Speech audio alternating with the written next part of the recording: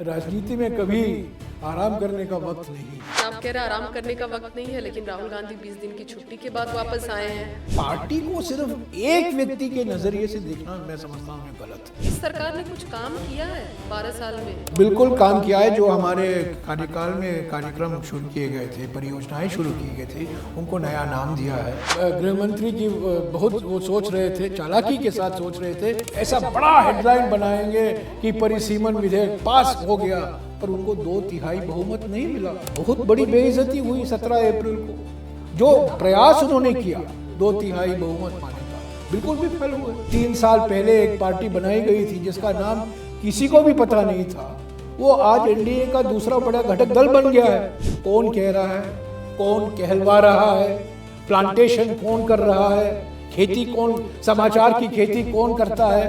Election commission BJP का पूरा साथ दे रही है। लेकिन जयराम जी, इस बात पर जनता नहीं इत्तेफाक रखती है। आप उसी ईसी के चुनाव के तहत कर्नाटक में सरकार बना लेते हैं। लोग जान दें, अभी आप देखिए कितने लाखों लोग एसआईआर के माध्यम से हटाए जा रहे हैं इलेक्टोरल रोल से। तो फिर आप चुनाव लड़ क्यों रहे हैं जब आपको पता है कि ये सांठगांठ है? और हमने चीफ जस्टिस से मांग की है, इस पर विचार कीजिए।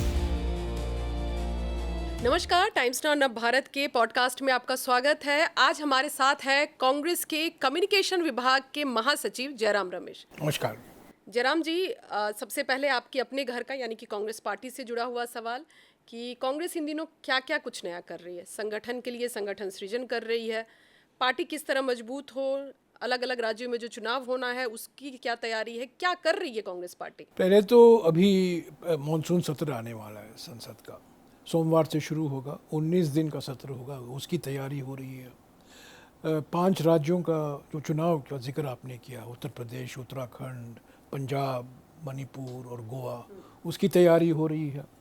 पिछले 1.5 साल में, मैं समझता हूँ 1.5 साल संगठन सृजन अभियान चलाया जा रहा है, जिसके माध्यम से करीब 700 ज़िले अध्यक्ष चुने गए हैं, नियुक्त किए गए हैं। नई प्रणाली अपनाई गई है, तो नई जोश आई है संगठन में। और पिछले 1 महीने से छात्रों की गूंज अभियान भी चल रहा है। 17 तारीख को राहुल जी देहरादून जाएंगे, और भी शहरों में ये अभियान चलाया जाएगा। तो हमारा बुक तो फुल है। राजनीति में कभी आराम करने का वक्त नहीं है। लेकिन आप कह रहे हैं आराम करने का वक्त नहीं है, लेकिन राहुल गांधी 20 दिन की छुट्टी के बाद नहीं, वापस ऐसा आए नहीं। हैं। देखिए, प्रधानमंत्री के नहीं है, प्रधानमंत्री कितने बार बाहर जाते हैं। प्रधानमंत्री आप प्रधानमंत्री से जवाब क्यों नहीं वीडियो पूछते? आती है। नहीं, मैं अभी देखिए, आपके पास बैठी हूँ तो आपसे छुट्टी सवाल कर लेना, रही हूँ। छुट्टी एक हफ्ते के लिए, 10 दिन के लिए छुट्टी लेना वास्तविक है, सब लोग लेते हैं। आप लेते हैं? मैं मुझे, मेरी बात नहीं है, ये पॉडकास्ट है कांग्रेस की, मेरे बारे में नहीं है। तो छुट्टी लेना वास्तविक है, और छुट्टी में भी काम करते हैं लोग, ऐसा नहीं है लोग काम नहीं करते हैं। राहुल जी काम नहीं करते हैं, संपर्क में है, सभी नेताओं के साथ संपर्क में है, पीसीसी अध्यक्षों के साथ संपर्क में है, हमारे कांग्रेस अध्यक्ष मल्लिकार्जुन खड़गे जी के साथ रोज़ संपर्क में है, जहाँ कहीं भी हों। पर मैं नहीं समझता हूँ छुट्टी लेना उसमें वो वास्तविक है, हर व्यक्ति को वास्तविक है। लेकिन फिर ये इस तरह की बातें क्यों आती है कि राहुल गांधी, क्योंकि ये सब मीडिया चलाया नहीं, हुआ, नहीं, क्योंकि ये सब बीजेपी की कोई आईटी तस्वीर नहीं निकल कर आई ऐसा है, नहीं बहुत है, प्राइवेट थी। ऐसा नहीं। अगर देखिए, ये वो बाहर जाते हैं, भाषण देते हैं, विश्वविद्यालयों में जाते हैं, थिंक टैंक जाते हैं, इस छात्रों बार से तो मिलते कहीं हैं। नहीं गए ना, इस बार तो कोई तस्वीरें ही नहीं आई उनकी। देखिए तस्वीर, देखिए अब छुट्टी लेना, मैं समझता हूँ उसमें कोई गलत बात नहीं है, और 10 दिन के लिए छुट्टी में गए हैं तो क्या हुआ। लेकिन ऐसे वक्त में जो आपने कहा कि पूरा पैक है कांग्रेस पार्टी का कार्यक्रम, संगठन सृजन का कार्यक्रम और चल देखिए, रहा है, संगठन सिर्फ एक व्यक्ति से नहीं चलता है, नहीं, छात्रों की गूंज कार्यक्रम इतना बड़ा नीट पेपर लीक जिसपे कांग्रेस फ्रंट पे चल रही थी। सब लोग काम में लगे हुए हैं संगठन में। दिल्ली में एआईसीसी में अध्यक्ष, जो पीसीसी में स्तर में जो पदाधिकारी हैं, वो लोग सब काम में लगे हुए हैं। देखिए, पार्टी को सिर्फ एक व्यक्ति के नजरिए से देखना मैं समझता हूँ गलत है।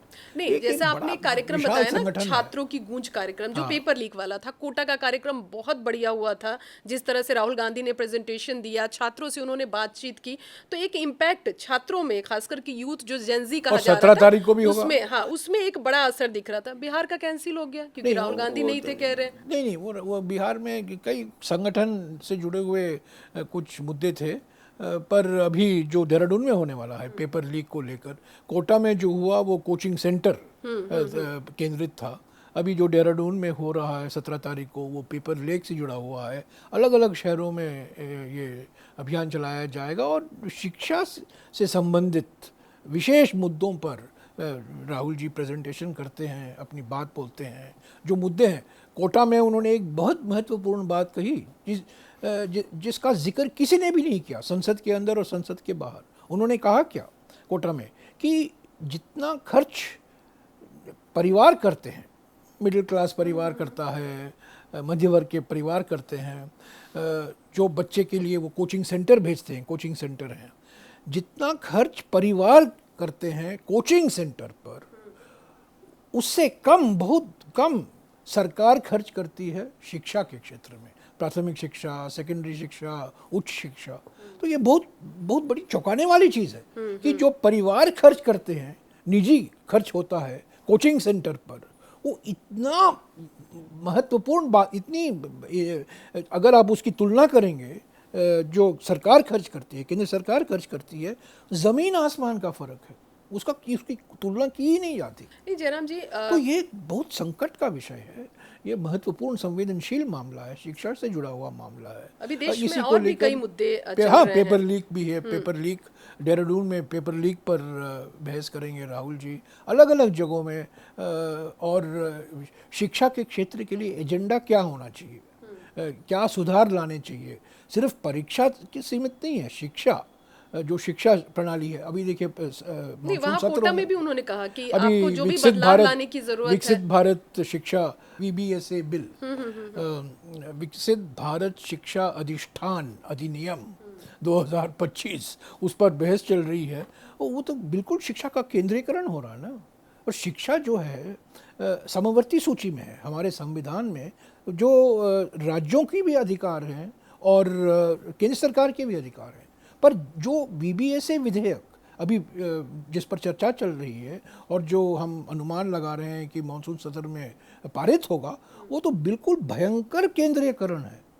तो उसको भी लेकर राहुल जी उस पर भी चर्चा करेंगे कहीं। मानसून सत्र का जिक्र आप बार बार कर रहे हैं। पिछले बार मानसून सत्र से पहले जब बजट सत्र हुआ और परिसीमन बिल को लेकर वो विशेष सत्र था, बजट सेशन नहीं था। लेकिन वो बजट सत्र वो तो का ही नहीं, second phase था, वो उसको गृह विशेष- मंत्री ने गृह मंत्री की बहुत वो सोच रहे थे, चालाकी के साथ सोच रहे थे कि हम एक विशेष सत्र लाएंगे लेकिन और वो ऐसा सैनिटाइज बड़ा नहीं किया हेडलाइन गया था बनाएंगे संसद को। कि परिसीमन विधेयक पास हो गया। पर उनको 2/3 बहुमत नहीं मिला।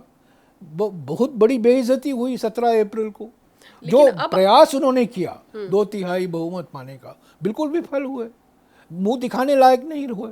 प्रधानमंत्री के चेहरे में नाराजगी दिखाई गई। लेकिन जयराम जी, एक बार फिर से तैयारी चल रही है और जो बार बार आप लोग कह रहे हैं कि 2/3 बहुमत तक ये उसके बाद उन्होंने TMC को तोड़ा। एनडीए जो है वो आगे बढ़ती हुई दिख रही है। TMC को तोड़ा, वो शिवसेना UBT को तोड़ा, ठीक है।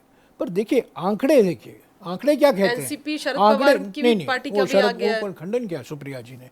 वो ये देखिए मनोवैज्ञानिक खेल खेले जा रहे हैं गृह मंत्री और गृह मंत्री के जो दोस्त हैं मीडिया में, वो ऐसे ही खबरें फैलाती हैं कि एनडीए 2/3 बहुमत की ओर बहुत विश्वास के साथ बढ़ रहा है। कहाँ बढ़ रहा है? आपसे नाराज है, कह रहे हैं वो कहाँ एब्सटेन कर बढ़ रहा जाएगी। है? 2/3 बहुमत उनकी मिलने की गुंजाइश नहीं है। अब मैं आपको बताता हूँ ना, 352 मिलना था 2/3 बहुमत के लिए 17 अप्रैल को।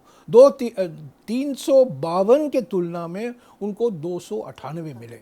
ठीक है, 298। अभी उन्होंने TMC को तोड़ा, शिवसेना UBT को तोड़ा, पर काफ़ी अंतर है। जितना 2/3 बहुमत वो चाहते हैं और जो उनकी संख्या अब दिखाई देता है, लेकिन राज्यसभा में तो लग रहा है कि अंतर बहुत कम है। नहीं, राज्यसभा में उनको 2/3 बहुमत की ओर जा रहे हैं, बिल्कुल।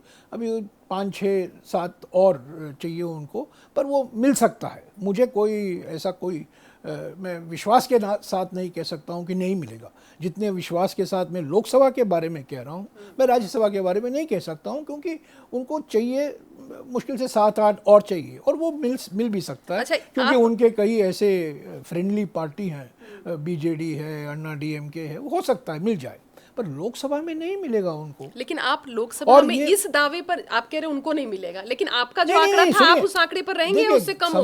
संविधान क्या कहता है? संविधान ये कहता है कि संविधान संशोधन विधेयक दोनों सदनों में दोनों सदनों में अलग-अलग करना पड़ेगा। अलग अलग, दोनों सदनों में, क्योंकि ये बार भी छपती है, फिर मीडिया में ये प्रचार चलता होता है कि जॉइंट Joint सिटिंग कर बुलाया लेंगे। जाएगा। ये सब मनोवैज्ञानिक खेल, साइकॉप जो कहते हैं ना, हमारे गृह मंत्री खेलते रहते हैं। तो ये जॉइंट सिटिंग नहीं हो सकता है। संविधान के अनुसार लोकसभा में अलग, राज्यसभा में अलग 2/3 बहुमत मिलना है उनको। जो विधेयक लाते हैं, हमारी संख्या छोड़िए, उनको 2/3 बहुमत मिलना है। और मैंने आपको कहा 17 अप्रैल को 352 उनको मिलना था, उसकी तुलना में उनको 298 मिले। तो ये तो बिल्कुल बहुत बड़ी बेइज्जती हुई ना एनडीए की। हाँ, वो तो हुई, लेकिन इस बार की जो तैयारी लग रही है, आपकी अपनी अलायंस वो नहीं, भी मेरा तैयारी सवाल- कर रहे हैं, मेरी- हम भी तैयारी कर रहे हैं। हाँ, ऐसा नहीं है कि हम ऐसे ही बैठे हुए हैं, हाँ। हम भी तैयारी कर रहे हैं। फर्क यही है कि हम चुपचाप तरीके से तैयार करते हैं, पर गृह मंत्री शोर शराबे से हेडलाइन करते हैं, मैंने ये करूंगा, वो करूंगा, ये तब पार्टी तोड़ दूंगा। और एक जो 3 साल पहले एक पार्टी बनाई गई थी जिसका नाम किसी को भी पता नहीं था, वो आज एनडीए का दूसरा बड़ा घटक दल बन गया है, nationalist citizens party of India. उसमें 20 टीएमसी के सांसदों को बिठाया गया है। जयराम जी, आप जो तैयारी कर रहे हैं वो कांग्रेस पार्टी और जो इंडिया अलायंस की जो पार्टियां हैं उसके साथ कर रहे हैं। आपकी ही अलायंस की कई विपक्ष पार्टी की पार्टियों के हाँ, सारे विपक्ष की विपक्ष की पार्टियों के साथ, पार्टियां। विपक्ष की पार्टियां खबर ये आ निर्दलीय रही है, हैं। लोकसभा में 7-8 निर्दलीय भी उससे हैं, भी आप लोग उनसे बात भी करने संपर्क की में हैं। कोशिश कर रहे हैं। आपकी ही अलायंस जो पार्टियां हैं, जैसे शरद पवार जी की पार्टी, जेएमएम के लिए कहा जा रहा है, समाजवादी अरे पार्टी, कहाँ- डीएमके, और कहाँ- कहा जा कौन रहा कह है रहा है? ये तमाम ये भी जो कह है कौन रहा वो है? इस ऑप्शन को अडॉप्ट कर देखिए लेंगे कौन कि कह क्या रहे? 50% जो है ये वो कौन क्या- सीटें ये बढ़ा दी कौन- जाएगी। कौन कह रहा है? तो आपको कौन कह लगता है कि ये जो देखिए, ऑप्शन दिया सवाल जाएगा- ये है, कौन कह रहा है, कौन कहलवा रहा है, प्लांटेशन कौन कर रहा है, खेती कौन, देखिए, समाचार की खेती कौन करता है? देखिए, आप ये- राजनीति ये करते हैं, हम बिल्कुल, राजनीति देखिए, कवर करते हैं। मैं तो आपको कह रहा हूँ 17 तारीख को यही कहा गया था, 17 अप्रैल को यही कहा गया था कि 2/3 बहुमत मिल जाएगा। मिला नहीं, बहुत बड़ा धक्का मिला उनको, बेइज्जती हुई। अभी फिर से एक प्रचार चल रहा है कि हम 2/3 बहुमत हमको मिल जाएगा। मैं आपको कह रहा हूँ विश्वास के साथ, राज्यसभा में जो और जो संख्या उनको चाहिए, वो हो सकता है उनको 2/3 वो मिल जुटा जाते, ले। मिल जाते, पर लोकसभा में 2/3 बहुमत नहीं मिलेगा उनको। मैं आज भी विश्वास के साथ कहता हूँ, पूरे कॉन्फिडेंस के बिल्कुल साथ। कॉन्फिडेंट हूँ, मैं बिल्कुल कॉन्फिडेंट हूँ। अगर मैं विश्वास नहीं रखता हूँ मैं बोलूँगा नहीं, मैं थोड़ा सा रूम दे लूँगा शक के लिए, मुझे कोई शक नहीं है। राज्यसभा में ठीक है, उन्होंने टीएमसी को तोड़ा और आम आदमी से 7 और सांसद शामिल हुए। आज देखिए, राज्यसभा में करीब 15% सांसद बीजेपी पार्टी के माइग्रेंट वर्कर हैं, माइग्रेंट लेबर, जो दूसरे पार्टी से गए हैं। तो ऐसे 2/3 बहुमत ऐसे भी मिल सकता है। 2024 में क्या हुआ, मैं आपको याद दिलाऊं, प्रधानमंत्री 400 पार की नारा लगाए। क्यों लगाए? क्योंकि उनको 2/3 बहुमत की ज़रूरत थी संविधान बदलने के लिए, उनको मिला नहीं। 240 सीटें मिली और जेडीयू और टीडीपी के साथ वो प्रधानमंत्री, उनके समर्थन की वजह से वो प्रधानमंत्री बने। अब 2/3 बहुमत की खोज में है। इस तरीके से थोड़ी 2/3 बहुमत बनता है। 2/3 आपको चाहिए तो जनता के बीच में जाइए और जनता को कहिए हमें 2/3 बहुमत दीजिए ताकि हम परिसीमन विधेयक ला सके। ये कैसा तरीका है? ये कैसा तरीका है? ये बहुत चालाकी का तरीका है ना। जिस चालाकी के साथ चंदा चोरी हुई है भगवान राम मंदिर को लेकर, वही चालाकी यहाँ दिखा रहे हैं। नहीं, एक कॉन्फिडेंस राहुल गांधी भी कई दफा दे चुके हैं अपने कांग्रेस की अंदर की बैठक में। कई बार उन्होंने सार्वजनिक तौर पर कहा है कि ये सरकार अपना टेन्योर पूरा नहीं कर पाएगी। क्या इस बात पर भी आपका विश्वास उतना ही है जितना 2/3 बहुमत लोकसभा में नहीं आएगी सरकार? अरुणाचल के मुख्यमंत्री, मध्य प्रदेश के मुख्यमंत्री, शिक्षा मंत्री, पर्यावरण मंत्री, चंदा चोरी, भगवान श्री राम मंदिर का, केदारनाथ में चंदा चोरी, उज्जैन में चंदा चोरी, महंगाई, बेरोजगारी, पेपर लीक, नीट, ये सब क्या सा दिखाते हैं? संकट का समय आ गया है। संकट काल गुजर रहे हैं ये लोग। अमृत काल नहीं, ये संकट काल है। और इस संकट काल को और ये कांग्रेस संकट कितना- देश के संकट है, ये सरकार की संकट नहीं, संकट हमारी है, लोगों की है, जनता की है। लेकिन इस संकट को आपको लगता है कि मेन अपोजिशन पार्टी कांग्रेस को जिस तरह से निभाना चाहिए एक मुख्य विपक्षी हाँ, पार्टी एक और के मैं तौर कहता पर, हूँ, इस संकट उसको काल किस में, तरह से इस निभा संकट रही है? काल में हम सिर्फ बीजेपी का विरोध नहीं कर रहे हैं, ये संकट इसलिए भी आ रहा है क्योंकि बीजेपी और ईसी का एक तालमेल है। इलेक्शन कमीशन बीजेपी का पूरा साथ दे रही लेकिन है। जयराम जी, इस बात पर जनता नहीं इत्तेफाक रखती है। आप उसी ईसी के चुनाव के तहत कर्नाटक में सरकार बना लेते मैं हैं। आपको बताता हूँ मैं इसका एक्सप्लेनेशन देता हूँ, स्पष्टीकरण देता नहीं, हूँ। जनता इस पे कन्विंस मैं नहीं हो पा अरे रही है ना। कन्विंस है, लोग जान गए। अभी आप देखिए कितने लाखों लोग एसआईआर के माध्यम से हटाए जा रहे हैं इलेक्टोरल रोल से, जो नागरिक हैं, जो रिटायर्ड सिविल सर्वेंट हैं, डॉक्टर हैं, अध्यापक हैं, टीचर हैं, महिलाएं हैं, बुजुर्ग हैं, सब लोग हटाए जा रहे हैं। ये किस तरीके से एसआईआर चल रहा है? तो ये इलेक्शन कमीशन और बीजेपी के बीच में एक साजिश रचाई जा रही है, क्योंकि अगर चुनाव निष्पक्ष तरीके से किया जाए, पारदर्शी तरीके से किया जाए, तो बीजेपी को बहुमत कभी मिलने की गुंजाइश ही नहीं है। कहाँ, तो राज्यों में नहीं है या केंद्र में नहीं है? कहाँ नहीं, के लिए? राज्यों में भी नहीं है, राज्यों में नहीं। हरियाणा में किया, महाराष्ट्र में किया, कर्नाटक पश्चिम क्यों बंगाल छोड़ में दिया किया। उन्होंने? अरे कर्नाटक में नाराजगी इतनी थी 40% सरकार के तो वैसे ही खिलाफ। कह रहे पश्चिम बंगाल में भी ममता बनर्जी के खिलाफ पर नाराजगी पश्चिम थी। बंगाल में 27 लाख से भी लोग इलेक्टोरल रोल से हटाए गए। आप देखिए, आंकड़े देखिए, कितना परसेंटेज वोट ममता टीएमसी को मिला और कितना वोट बीजेपी को मिला। देखिए ना, उनके नेता ही नाराज सीटों होकर के निकल के जा सीटों रहे की हैं। संख्या में बहुत फर्क है, सीटों की संख्या में बहुत फर्क है। पर कितने लोग वोट दिए टीएमसी को और कितने लोग वोट दिए बीजेपी को, वो देखिए ना। और कितने लोग हटाए गए इलेक्टोरल रोल से। आज भी हम देख रहे हैं तेलंगाना में, कर्नाटक में, सभी जगहों में कितने लाखों लोग। अभी अभी 2 दिन पहले एक प्रमुख अखबार में, जो हमारे आधार जो है, आधार के एक निर्माता थे, बड़े बड़े जाने माने जो एक्सपर्ट थे, राम सेवक शर्मा, वो पहले यूआईडी के पहले डायरेक्टर जनरल हुआ करते थे कई साल तक। उन्होंने एक लेख लिखा है कि जिस तरीके से एसआईआर चलाया जा रहा है, उनकी आलोचना तो सुनिए। वो जो कह रहे, मान लीजिए ठीक है, कांग्रेस पार्टी की बात मत मानिए, अब जो लोग कह रहे हैं, जो लोग सरकार में रह चुके हैं, 40 साल सरकार में काम कर चुके हैं, मोदी सरकार के समय काम कर चुके हैं, उनकी बात तो सुनिए। पर सुनने को तैयार नहीं। लेकिन जयराम जी, मुझे एक बात बताएं कि जैसा आप कह रहे हैं कि चुनाव आयोग जो है वो सबसे बड़ा गठबंधन जो है बीजेपी के साथ चुनाव आयोग ने कर लिया है। बिल्कुल। लेकिन फिर जो अभी 5 राज्यों के चुनाव है, तो फिर आप चुनाव लड़ क्यों रहे हैं जब आपको पता है कि ये साठगांठ है?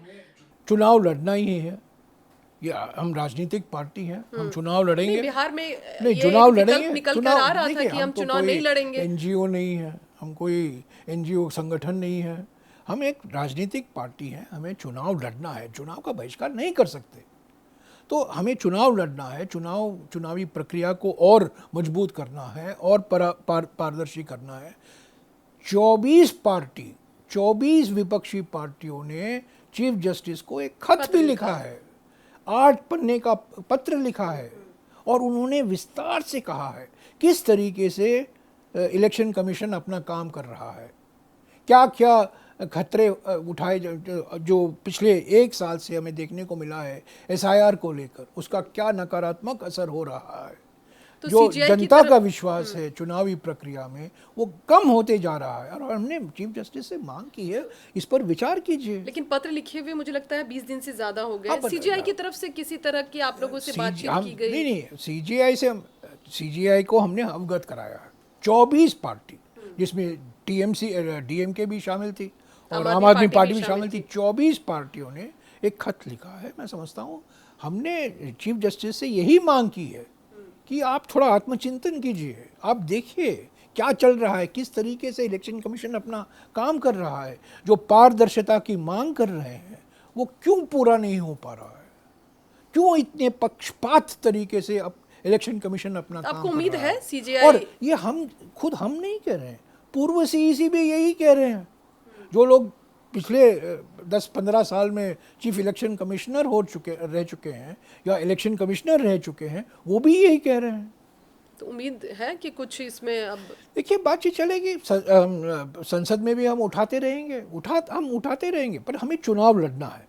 क्योंकि चुनाव लड़ने के लिए हमें हमारे संगठन को और मजबूत करना है, इसमें कोई दो राय नहीं है। और अगर आप कहना चाहती है कि जहां हम हारे हैं हमारे संगठनात्मक कुछ कमजोरियां थी, मैं बिल्कुल उसको स्वीकार मैं करने के उसी लिए पर तैयार आना हूं। चाह रही हूँ जो संगठन सृजन का जिक्र कर रहे हैं आप। अभी भी कुछ दिन पहले एक नोटिफिकेशन फिर से केसी वेणुगोपाल जी का आया हुआ है कि किन किन राज्यों में संगठन सृजन का काम होना है। बिहार से एक बात सामने आई कि संगठन सृजन का जो काम किया गया उस दौरान जो जिला अध्यक्ष बनाए गए वो सिर्फ इसलिए बनाए गए, मान लीजिए आप जिला अध्यक्ष सिर्फ इसलिए बने क्योंकि आपने 5,000 लोगों को नहीं नहीं, ऐसा कांग्रेस पार्टी में देखिए, शामिल ऐसा करवा दिया। एक इस एक तरह की चीजें एक निकलकर प्रणाली, सामने आई है। एक प्रणाली हमने तय किया, एक समिति का गठन किया गया 1 साल पहले, उसने कई फिर ये तो पार्टी कदम। को तो और खत्म करने नहीं वाली नहीं, बिल्कुल ये। नहीं। अब आप देखिए गुजरात में कैसे नियुक्त किए गए हैं, महाराष्ट्र में कैसे नियुक्त किए गए हैं, राजस्थान नहीं, में नेताओं के कैसे बयान किए आ रहे हैं। हैं बिहार से। नहीं, हरियाणा नहीं, ऐसा एक सिस्टम है। हाँ, ऐसे 1-2 लोग कह रहे हैं बिहार में, पर मैं समझता हूँ संगठन सृजन अभियान जो चलाया गया है पिछले 1 साल से जिले के स्तर पर हमारे अध्यक्षों को और सशक्त बना रहा है, उनको और ज़्यादा अधिकार लेकिन दिया कह जा रहे हैं रहा कि है, ये और तो उसका यूथ नतीजा आप कांग्रेस का देखेंगे। चुनाव जैसा हो जाएगा, जैसे यूथ नहीं, कांग्रेस चुनाव ये कराने वाला जो नहीं, वो खत्म हो गया। चुने नहीं जा रहे हैं, सबसे बातचीत करने के बाद ही वो नियुक्त किए जा रहे हैं। ये गलतफहमी में मत रहिए कि डीसीसी अध्यक्ष चुने जा रहे हैं, नहीं, जो हमारे जिला अध्यक्ष हैं वो नियुक्त किए जा रहे हैं, पर कई 1-1.5 महीने लगते हैं सभी से बातचीत करके, लेकिन सभी आपको नहीं लोगों से लगता कि बातचीत प्रदेश करके, अध्यक्ष अपनी टीम मशवरा खुद बनाए? होकर। हाँ? प्रदेश अध्यक्ष अपनी टीम खुद बनाए वो ज्यादा मजबूत टीम होगी, या इस तरह नहीं से नहीं, जो आप बाहर आए एक पर्यवेक्षक मिसाल को आकर चुन लेकर, करके? एक मिसाल को लेकर उससे कहानी मत बनाइए। हाँ, ये 1-2 जगहों में ऐसे बात आई होगी, पर मैं संगठन सृजन अभियान जो चलाया गया है उसका जो मैं मूल सिद्धांत यही है कि 1-2 महीने में सभी लोगों से बातचीत करके, समीकरण बनाकर, सबसे मशवरा होने के बाद ही नियुक्त किए जाएंगे। और ये पहली बार हो रहा है, चुने नहीं जा रहे हैं, सिर्फ नियुक्त किए जा रहे हैं, नियुक्त किए जा रहे हैं, पर एक आम सहमति बनाकर ही नियुक्त किए जा रहे हैं और सबसे बातचीत करने के बाद ही नियुक्त किए जा रहे हैं। करीब 800 जिला अध्यक्ष हैं, उसमें से मेरे ख्याल में अभी 600 नियुक्त किए गए होंगे और 200 बाकी है, और इसका नतीजा आप ज़रूर देखेंगे। संगठन में एक नई जान आई है जहां ये नए अध्यक्ष नियुक्त किए गए हैं और जो काम कर रहे हैं। चलिए अब एक बार फिर मानसून सत्र की तरफ हम चलते हैं। जैसा एक परिसीमन बिल पे मानसून तो है नहीं, पर सत्र तो आ रहा है। हाँ, ये उम्मीद है बीच में अभी मानसून जो है वो देरी से ही सही लेकिन बारिश हो। बहुत लेट हो गया मानसून नहीं।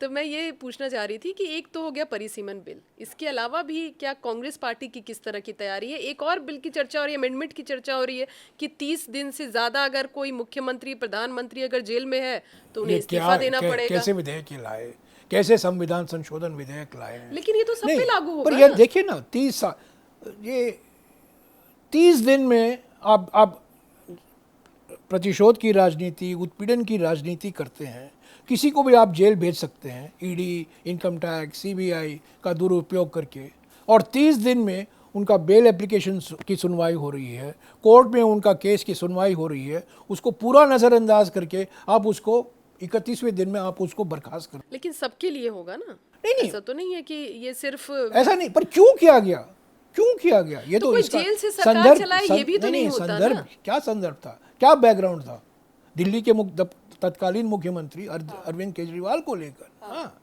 ये क्या क्या तरीका है? और जैसा कि मैंने, इनकी नीयत क्या है, नीयत क्या है? जैसा कि मैंने कहा, उत्पीड़न और प्रतिशोध की राजनीति ये दर्शाता है। लेकिन अगर आप पर जो आरोप और मैं आपको एक और गलत है तो न्यायपालिका है ना, न्यायपालिका फैसला लेगी। न्यायपालिका में केस की सुनवाई होती रहेगी और आपको बर्खास्त किया जाएगा। ये कैसा विधेयक है? सोच कर तो लाइए, बातचीत करके लाइए। अच्छा, आपकी नीयत इतनी साफ है और आप चाहते हैं कि ये ईमानदारी से सब काम हो, आप चाहते हैं, 6 अप्रैल 2026 को सुप्रीम कोर्ट आदेश देता है कि जो अरुणाचल के मुख्यमंत्री हैं उनके खिलाफ सीबीआई जांच करवाइए। पिछले 10 साल में जो ठेके दिए गए हैं, जिसके ठेकों से करीब 1200 करोड़ रुपया फ़ायदा उनके परिवार के सदस्यों को मिला है, उसको लेकर सीबीआई जांच कराइए। अरुणाचल प्रदेश के मुख्यमंत्री आज भी मुख्यमंत्री हैं, आज भी पीडब्ल्यूडी के मंत्री हैं। तो फिर ये अमेंडमेंट के बाद नहीं, अमेंडमेंट उस जेल में कहाँ है, वो तो ऑफिस में है, वो अभी आज भी मुख्यमंत्री हैं, तो आज आपका भी कहना है कि ये पीडब्ल्यूडी सेलेक्टिव मिनिस्टर है। रहेगा मेरा ये कहना है कि इनकी नीयत बिल्कुल गलत है। इस कोई ये नीयत सिर्फ प्रतिशोध और और उत्पीड़न की नीयत है और कुछ नहीं। तो ये बर्खास्त करने वाली बिल है, परिसीमन वाली बिल तो उस पर चर्चा की है। विकसित भारत शिक्षा अधिष्ठान बिल है जो भयंकर केंद्रीयकरण करेगा।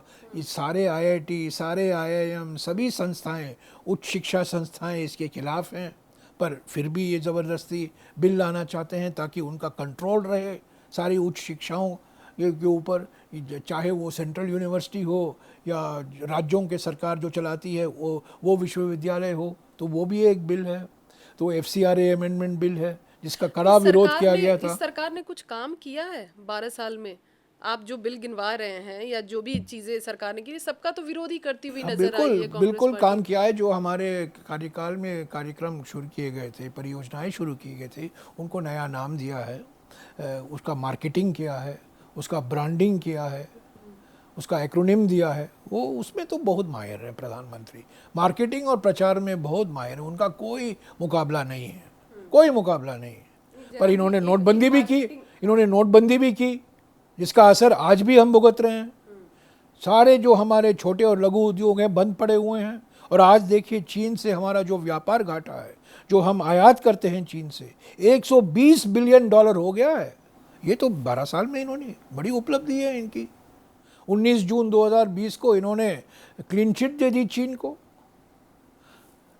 ऑपरेशन सिंदूर के समय आप देख रहे हैं चीन और पाकिस्तान के बीच में किस तरह का रिश्ता था, क्या जुगलबंदी थी, किसके साथ हम मुकाबला कर रहे थे, जिसके साथ हम जिनके खिलाफ हम ऑपरेशन सिंदूर चला रहे थे वो सिर्फ पाकिस्तान नहीं था, वो पाकिस्तान और चीन दोनों मिले हुए थे। उसी चीन के सामने आप अभी झुक रहे हो। और पाकिस्तान का जो विशेष स्थान बन गया है आज दुनिया की कूटनीति में, वो हमारे विदेश नीति के लिए एक बहुत बड़ा धक्का है। हाँ, तो बड़ी उपलब्धियां हुई हैं पिछले 12 साल में। एक मार्केटिंग इस बात की भी हो रही है। आप पर्यावरण मंत्री मार्केटिंग रहे में हैं। तो, हाँ। नहीं, आप भी पर्यावरण मंत्री रहे हैं। पर्यावरण सुरक्षित हो, प्रदूषण ना रहे, इस बात की बार बार नितिन गडकरी जो है वो हिमायत कर रहे हैं। ये पर्यावरण मंत्रालय तो प्रवचन मंत्रालय बन गया है, बिल्कुल बन गया प्रवचन या पहले से था? नहीं, प्रवचन मंत्रालय, प्रवचन मंत्रालय। कुछ संस्कृत श्लोक बोलेंगे, यहाँ घुमा विमा कर कुछ बोलेंगे, पर आप देखिए असली बात देखिए ना, ज़मीनी हकीकत देखिए। छत्तीसगढ़ हो, मध्य प्रदेश हो, निकोबार हो, उड़ीसा हो, जहाँ जिस तरीके से पर्यावरण प्रदूषित हो रहा है, दिल्ली में देखिए ना, वायु प्रदूषण देखिए। तो और जिस तरीके से जंगल काटे जा रहे हैं, पेड़, लाखों में पेड़ काटे जा रहे हैं उत्तराखंड में, उड़ीसा में, मध्य प्रदेश में, छत्तीसगढ़ में। निकोबार का तो अभी सब लोग जान गए हैं कि निकोबार में जिस तरीके से सारे जो जंगल काटे गए हैं। तो पर्यावरण, हाँ, अभी गडकरी जी का भी T20 के बाद E20 हो गया। E20 जिस तरीके से E20 लाया गया, किसको फ़ायदा पहुंचा रहा है? सब लोग नाराज़ हैं उससे।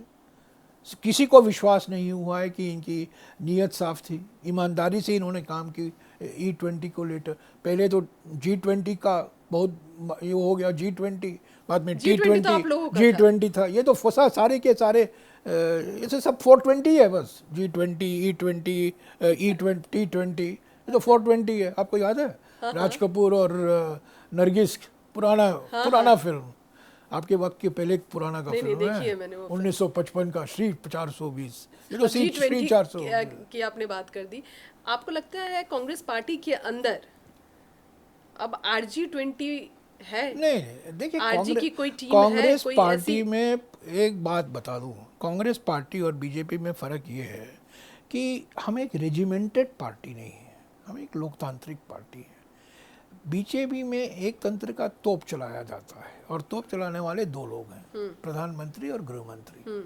हमारे पार्टी में ऐसा नहीं है। हमारे पार्टी में अलग अलग विचार हैं, लोग बोलते हैं। आपकी पार्टी में और आप लोग उसका हेडलाइन बना लेते हैं और ये ऐसा दिखाते हैं कि कांग्रेस पार्टी में अलग अलग आवाज़ें उठ रही हैं। हाँ, बिल्कुल आवाज़ उठती हैं, क्योंकि हम भारत की विविधता को दर्शाते हैं। नहीं, देखिए जयराम जी, आप लोकतांत्रिक होना बहुत अच्छी बात है, लेकिन लोकतांत्रिक पार्टी के साथ साथ आपको एक डिसिप्लिन पार्टी भी होने की जरूरत है। डिसिप्लिन होने की जरूरत है, बिल्कुल। लोकतंत्र और डिसिप्लिन में regimented- एक पतली सी लाइन है जो कई बार कांग्रेस के नेता नहीं समझ पाते हैं। डिसिप्लिन होना और रेजिमेंटेड होना अलग चीज है। आज बीजेपी डिसिप्लिन नहीं है, वो रेजिमेंटेड पार्टी है। यही कहो यही कहेंगे, यही करो वही करेंगे। और कांग्रेस क्या है, जो कहो कांग्रेस वो में नहीं अलग- करेंगे। कांग्रेस में सवाल उठाए जाते हैं, बातचीत होती है। जयराम जी, जो पंजाब में जो गतिरोध चल रहा है, नेता नाराज चल रहे हैं, मीटिंग जो है वो की जा रही है और कोशिश ये की जा रही है नेताओं को समझा लिया जाए, लेकिन इन बातचीतों में एक लाइन फिर से आई है जो हमेशा कांग्रेस के अंदर से निकल कर आती है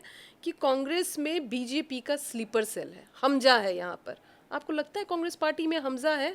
नहीं, ऐसा नहीं है। देखिए, जो पंजाब में हो रहा है, लोग, पंजाब की जनता जान गई है कि परिवर्तन का समय है, बदलाव चाहते हैं, कांग्रेस को फिर से जनादेश देना चाहते हैं। तो वास्तविक है कि हमारे कार्यकर्ता उत्तेजित हो जाते हैं। हमारे पार्टी में अनुभवी नेताओं की कोई कमी नहीं है, उनके समर्थक वास्तविक है कि वो उत्तेजित हो जाते हैं। यहाँ वो कहते हैं कि हमारे ही जो हमारे नेता हैं वो मुख्यमंत्री बनेंगे।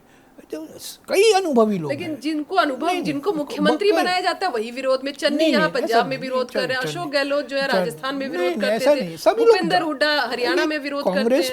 कांग्रेस पार्टी एक लोकतांत्रिक पार्टी है, हमारी देश की एकमात्र लोकतांत्रिक पार्टी है। लेकिन एक लोकतंत्र और डिसिप्लिन में भी तो आपको अंदरूनी देखना लोकतंत्र होगा। नहीं, रेजिमेंटेशन नहीं होना है, डिसिप्लिन होना जरूरी है, बिल्कुल। पर वो अनुशासन हमें खुद समझना है, नेताओं को खुद समझना है। तो जो ना क्या समझे एक उसके लक्ष्मण लिए रेखा क्या है? है?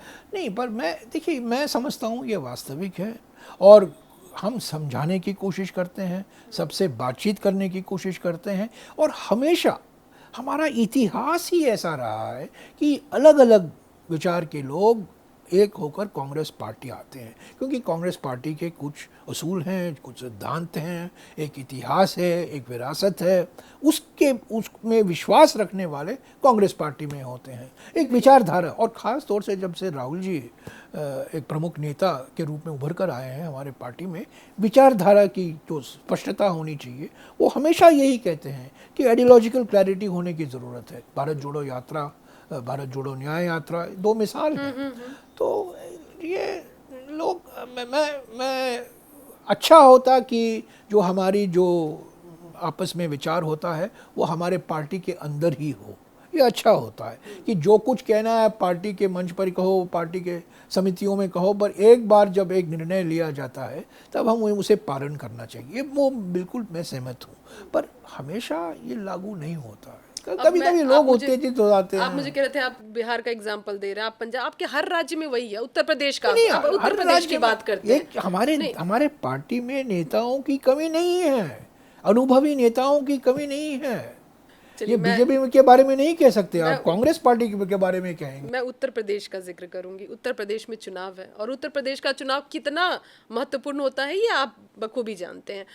क्लैरिटी आपके लीडरशिप की तरफ से है, राहुल गांधी की तरफ से और अखिलेश यादव की तरफ से, कि गठबंधन हम लोग विधानसभा चुनाव में करेंगे, गठबंधन रहेगा। हाँ, विधानसभा चुनाव में भी कितने सीट हम लड़ेंगे, कितने सीट समाजवादी लड़ेगी और घटक दल लड़ेंगे, इस पर बातचीत चलेगी। हाँ। इस पर पॉडकास्ट से मैं बॉल बाय बॉल कमेंट्री नहीं दे पाऊंगा। ये क्लैरिटी पर है, ये क्लैरिटी है, हाँ, ये क्लैरिटी है। ये मैं भी और कह रही हमने हूँ, ये भी कहा है, है। और हमने ये भी देखा है कि 2024 में जब एकता थी, एकजुटता थी, हमने बीजेपी का सफाया कर दिया, बिल्कुल सफाया, हाँ, बिल्कुल सफाया कर दिया तो ये मैं कह रही उत्तर हूँ, प्रदेश में। हाँ, क्लैरिटी थी और बिल्कुल। क्लैरिटी और अभी क्लैरिटी, और अभी एक और जो मुद्दा मिला है हमें, हाँ, जो मैं उस पे भी आऊंगी, मैं उस पे चंदा भी चोरी आऊंगी। मुद्दा मिला है, हाँ। तो वो एक बहुत महत्वपूर्ण मुद्दा है, अहम मुद्दा है। हाँ, मैं उस पे भी आऊंगी, लेकिन ये कि लीडरशिप की तरफ से क्लैरिटी है। लेकिन जो लाइन बी के नेता हैं, मैं वहां के प्रभारी का जिक्र करूंगी, जो नए प्रभारी मैं बने, व्यक्तियों के बारे में इमरान नहीं, मसूद जिस मैं तरह का बयान दे व्यक्तियों रहे के हैं, बारे में कुछ नहीं कहूँगा, कार्यकर्ता उससे मैं कहीं ना व्यक्तियों कहीं, के बारे में कुछ नहीं कहूँगा। क्लैरिटी है हमारे नेतृत्व में, लेकिन उससे बातचीत चल रही है, कार्यकर्ताओं में नाराजगी हो रही है। बातचीत चल रही है। इस बातचीत हम लोग टीवी के माध्यम से या पत्रकारों के माध्यम से हम बातचीत नहीं कर सकते। बातचीत हो रही है, जब कुछ तय किया जाएगा उसकी घोषणा की जाएगी। बॉल बाय बॉल कमेंट्री देने की कोई ज़रूरत नहीं है। चलिए चंदा चोरी पे आ जाते हैं। हाँ, आपके लिए चंदा वो चोरी विषय अच्छा देखिए, है? चंदा चोरी हाँ। चंदा चोरी देखिए कितने। लेकिन प्रेस कॉन्फ्रेंसेज हो रहे हैं कांग्रेस पार्टी के अलग अलग जगहों पर। हमारे पीसीसी अध्यक्ष को देखिए, हमारे पीसीसी उत्तर प्रदेश में हाँ, बहुत सक्रिय है। लेट गए लेकिन नहीं नहीं नहीं, आप कहाँ हैं? दिल्ली में बैठकर आप कह रहे अरे हैं हम उत्तर भी प्रदेश उनके में साथ कुछ गए नहीं हो थे रहा ना, है। नहीं उनको मिलने नोएडा दिया तो गया यूपी वहाँ नहीं नहीं। है, नोएडा सिर्फ यूपी नहीं है। नहीं नहीं, यूपी नहीं मैं तो अयोध्या की बात कर रही हूँ कि जब वो अयोध्या जा रहे थे उनको रोका गया उनके काफिले हाँ, को, वो वहां हमारे उन्हें नजरबंद पीसीसी कर अध्यक्ष दिया गया। ये तमाम खबरें क्योंकि मैं कवर कर रही थी, मुझे पता है इस बात का कि थोड़ा हमने वो लेट गए। 50 शहरों में, सारे देश भर में हमारे नेता गए। चंदा चोरी कैसे हुआ, क्यों हुआ, किसने किया, क्या वो मोमेंटम आप बना पा रहे हैं? हो रहा है, मोमेंटम हो रहा है।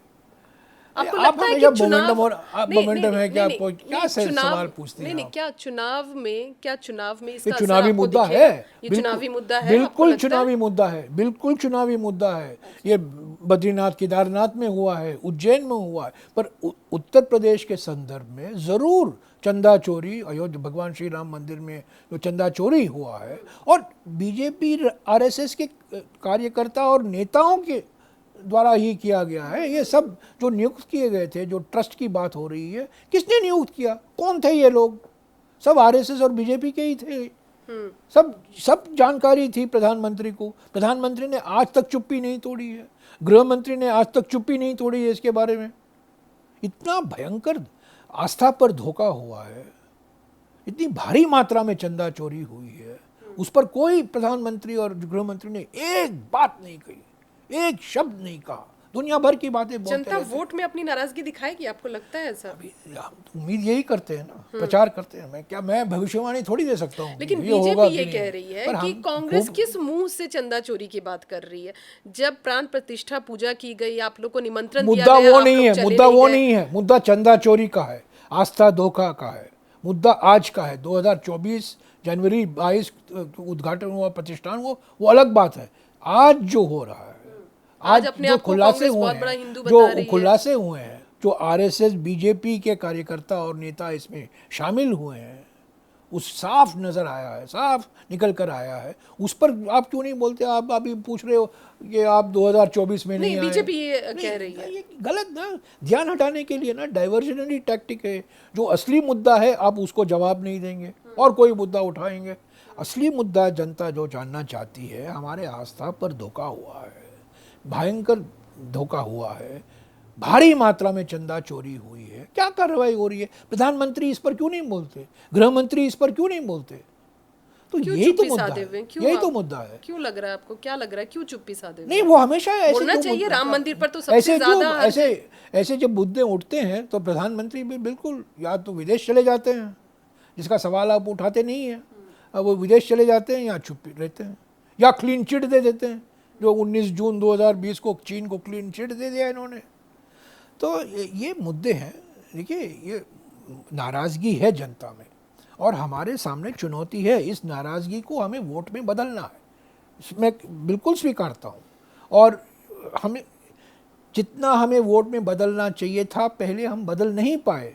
और एक कारण जो हरियाणा हो या महाराष्ट्र हो या पश्चिम बंगाल हो, हालांकि पश्चिम बंगाल में मुख्य पार्टी टीएमसी थी, पर जहां हमने देखा है पिछले एक साल से हमारे सामने एक बहुत बड़ी समस्या जो आई है कि पक्षपात तरीके से जो इलेक्शन कमीशन काम करता है और जिस तरीके से भारी मात्रा में लोगों को इलेक्टोरल रोल से हटाया गया है, इसका प्रमाण राहुल गांधी जी ने खुद दिया है। महादेवपुरा सीट को लेकर जो कर्नाटक में होता, उन्होंने पूरा सबूत दिया है, प्रमाण दिया है। उसके बावजूद इलेक्शन कमीशन चुप रही है। तो अच्छा, एक बात बताएं जयराम जी, टीएमसी तो इतने साल तक सत्ता में रही, अब जब इस बार चुनाव में नतीजे उनके पक्ष में नहीं आए तो एक तो चुनाव हारे, पार्टी भी हार गए। पार्टी में जिस तरह से सांसद उनके निकल कर जा रहे हैं, विधायक निकल कर जा रहे हैं, क्या आपको लगता है कि कहीं ना कहीं वहाँ, जैसे आप कह रहे हैं कि कांग्रेस में एक विचारधारा की क्लैरिटी है, राहुल गांधी के आने के बाद एक क्लैरिटी है कि कांग्रेस की विचारधारा क्या कहती है, क्या वो पार्टी विचारधारा अपनी बताने में नाकाम रही? नहीं, वो कि सारे नेता, इतने नेता तो नाराज दूसरे पार्टियों के बारे में मैं कुछ नहीं कहूँगा, पर ये ज़रूर कहूँगा कि हमारे गृह मंत्री के हाथ में कई हथियार हैं लोगों को अपने ओर खींचने में। जहाँ पार्टियां कमज़ोर हो जाती हैं, जब चुनाव हारते हैं, तब उनका मौका आ जाता है, तो जब वो म्यूचुअल फंड है ना, अलग अलग स्कीम होते हैं म्यूचुअल फंड के, इमीडिएट बेनिफिट, फ्यूचर बेनिफिट, ऐसे scheme, long term investment, short term investment, ऐसे ही म्यूचुअल फंड मैनेजर की तरह काम करते हैं। तो हाँ, एक बात सही है कि आइडियोलॉजिकल क्लैरिटी होने की ज़रूरत है। आज आइडियोलॉजिकल क्लैरिटी जो कांग्रेस में है, जो मजबूत हमारी विचारधारा है, वो मैं समझता हूँ हमारे लिए भारत जोड़ो यात्रा एक परिवर्तनकारी क्षण था, राहुल गांधी जी को, संगठन को, देश के राजनीति को भी। और हमेशा राहुल जी कहते आ रहे हैं, सभी लोगों को कहते हैं कि आइडियोलॉजिकल क्लैरिटी होना ज़रूरी है, हाँ या ना, ये और ये, ग्रे एरिया नहीं है। हाँ नहीं, माने एक कांग्रेस हमेशा ये करते ना, ये भी हो वो भी हो, ये भी करें वो भी करें।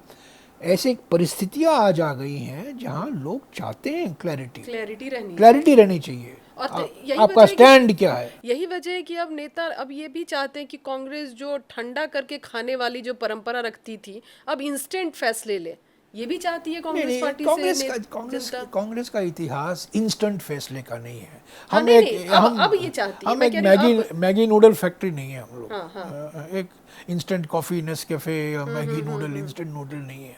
सोच विचार के, सबके साथ बातचीत करके, एक आम सहमति बना के, यही हमारी परंपरा रही है। और पार्टी परंपरा के आधार भी चलती है ना।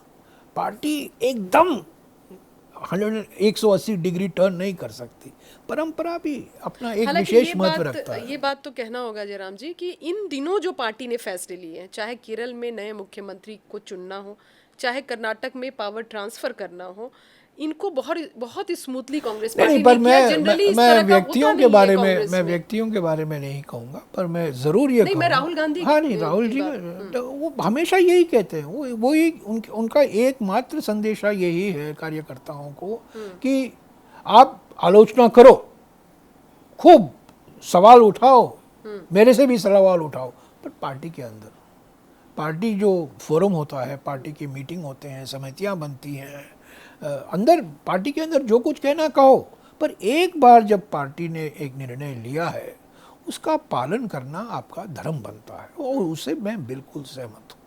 कभी कभी ऐसा हो जाता है कि पार्टी के निर्णय के बावजूद भी कुछ लोग अपने नंबर में बढ़ाने में लगे हुए हैं, पर होना कांग्रेस पार्टी में, कांग्रेस पार्टी का जो फिलॉसफी रहा है, जियो और जीने दो, स्लीपर सेल की जो बात, जियो और जीने दो, ऐसा है? नहीं, कोई स्लीपर सेल नहीं, बिल्कुल नहीं। ये तो या ऐसे ही मीडिया वालों चलाते हैं स्लीपर सेल। सेल। हर आरोप आप मीडिया वाले पे लगा देते, कोई स्लीपर सेल नहीं, कोई स्लीपर सेल नहीं है, कोई स्लीपर सेल नहीं। जिन देखिए, लोग गए हैं, हमारे पार्टी से लोग गए हैं, और ऐसे लोग गए हैं जो राहुल गांधी के सबसे करीब रहे हैं, पर वो ने कई बार कहा भी इस बात, जब हम सत्ता में नहीं, 24 घंटे तो हमें वो साफ हो गया ना। ये नौजवान लोग जिनको चांदी की चम्मच मिला था, सिल्वर स्पून मिला था, और जिनको क्या नहीं मिला, उनका परिवार देखिए, उनके डिग्री देखिए, पढ़े लिखे हैं, उनका पेडिग्री भी है, डिग्री भी है, परंपरा भी है, परिवार भी है, विरासत भी है, उनको पार्टी ने मंत्री बनाया, पार्टी ने संगठन में उनको पदाधिकारी महत्वपूर्ण पदें दी, उसके बावजूद जब हम सत्ता में नहीं हैं तो डर के मारे बाहर गए। उनको ये महसूस हुआ कि अगर हम बीजेपी में जाएंगे तो हमें कुछ फ़ायदा होगा, फ़ायदा मिलेगा।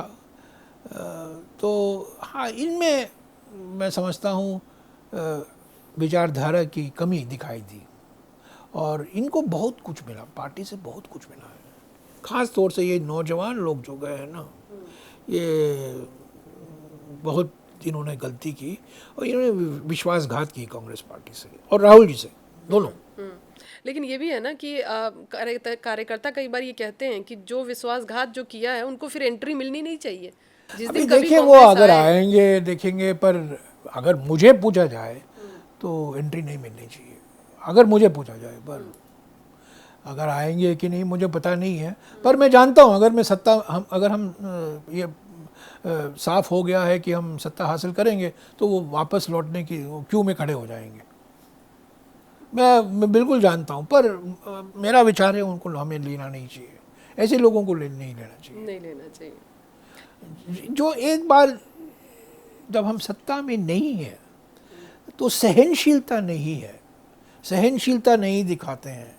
देखिए, व्यक्ति का चरित्र का असली टेस्ट जब होता है जब आप सत्ता में नहीं होते हो।